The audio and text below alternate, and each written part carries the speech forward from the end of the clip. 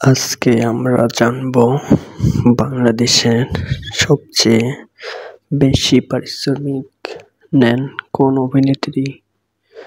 তাহলে আর দেরি কেন, ভিডিওটি শুরু করা যাক। প্রথমেই রয়েছেন আপনাদের সবার প্রিয় অপু বিশ্বাস। তিনি তার ছবি প্রতি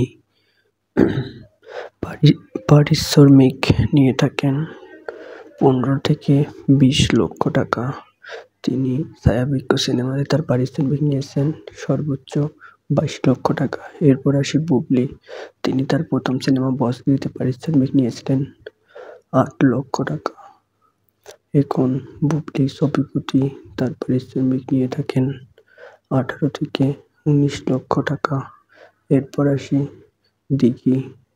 সেই ছোট্ট দিঘি তুমি আছো তুমি নেই মুভিতে তার পারিশ্রমিক নিয়েছিলেন 4 লক্ষ টাকা।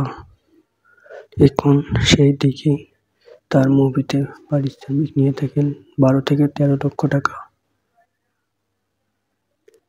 এবার আসি পূজাচেরি তার ছবি প্রতি পারিশ্রমিক নিয়ে থাকেন 14 থেকে 15 লক্ষ টাকা। তারপর আসি তোমা মির্জা।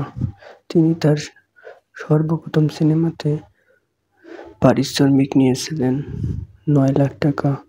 তারপরে আফরান নিশোর সঙ্গে সুড়ঙ্গ মুভিতে পারিশ্রমিক নিয়েছিলেন 27 থেকে 28 লক্ষ টাকা। এবার আসি নুসরাত ফারিয়া। তিনি তার সিনেমাতে পারিশ্রমিক নিয়ে থাকেন 12 থেকে 15 লক্ষ টাকা। এবার আসি বিদ্যা সিনহা। তিনি তার ছবিতে পারিশ্রমিক নিয়ে থাকেন 22 থেকে 24 লক্ষ টাকা।